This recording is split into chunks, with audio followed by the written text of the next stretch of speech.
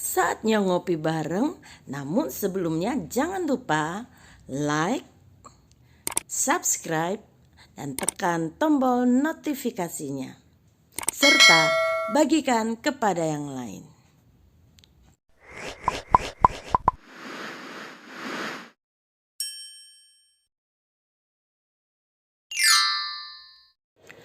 Kesetiaan sampai akhir.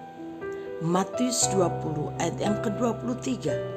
Tuhan Yesus berkata kepada mereka, "Cawanku memang akan kamu minum, tetapi hal duduk di sebelah kananku atau di sebelah kiriku, aku tidak berhak memberikannya. Itu akan diberikan kepada orang-orang bagi siapa Bapakku telah menyediakannya." Rasul Yakobus, saudara Yohanes.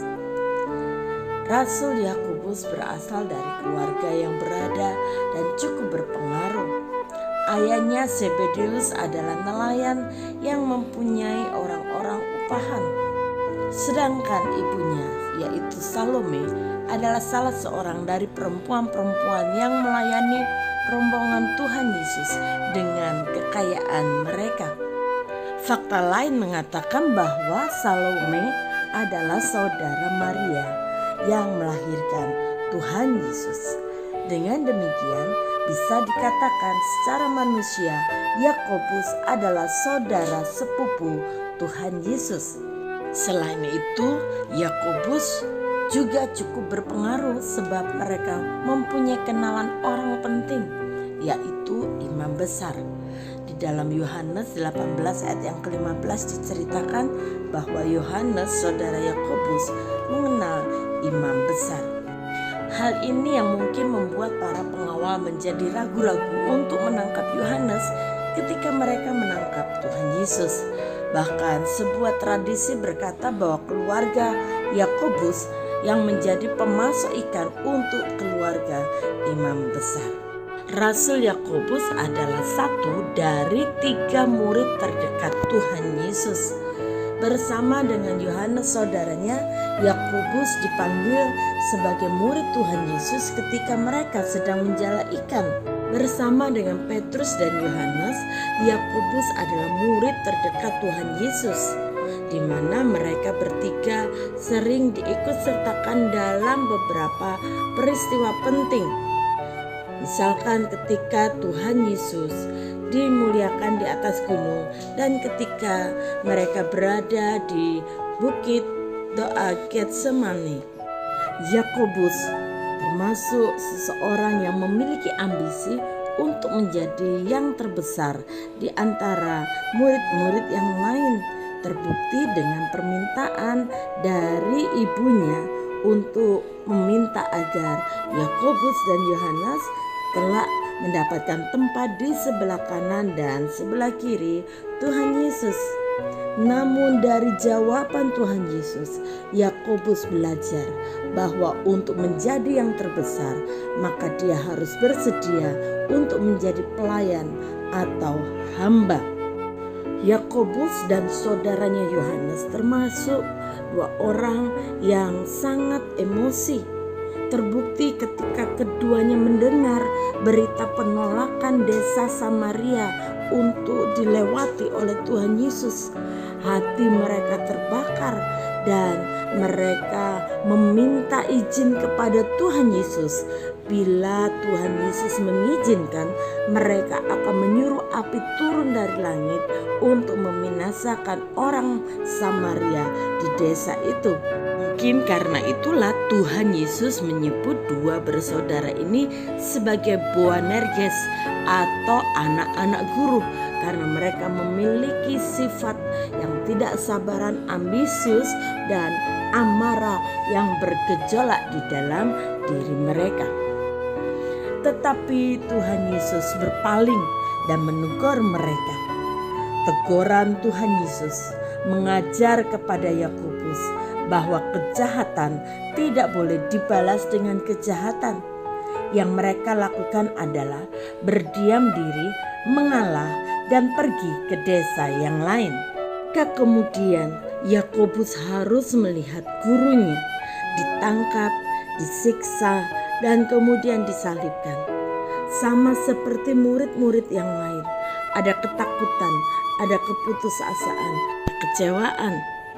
Namun ketakutan, keputusasaan, dan kekecewaan seketika menjadi sirna ketika Yakobus mendengar dan melihat bahwa Tuhan Yesus telah bangkit. Bersama dengan murid-murid Tuhan Yesus yang lain, Yakobus menjadi saksi dari kenaikan Tuhan Yesus dan mendengar janji bahwa Tuhan Yesus akan kembali dengan cara yang sama seperti yang mereka lihat. Dia naik ke surga. Bersama dengan murid-murid yang lain, Yakobus bertekun dengan sehati dalam doa bersama-sama menantikan janji Tuhan mengenai Roh Kudus. Dan bersama dengan murid-murid Tuhan yang lain, Yakobus merasakan betapa indahnya lawatan Roh Kudus. Dia menikmati baptisan Roh Kudus. Dan ini yang membuat dia kembali semangat dan diberikan keberanian untuk memberitakan kabar keselamatan kepada yang lain. Bersama dengan murid-murid Tuhan Yesus yang lain, Yakobus menjadi pemimpin gereja mula-mula. Namun pertandingan iman yang dijalani oleh Rasul Yakobus begitu singkat. Yakobus mati kira-kira pada tahun 44 Masehi oleh perintah Herodes Agripa yang pertama, yang menyuruh anak buahnya agar Yakobus dihukum mati dengan pedang. Meski pelayanan Yakobus tidak diceritakan dalam Kisah Para Rasul, namun Rasul Yakobus adalah salah satu pemimpin gereja mula-mula di samping Petrus dan Yohanes, dan dia adalah martir yang pertama dari para rasul.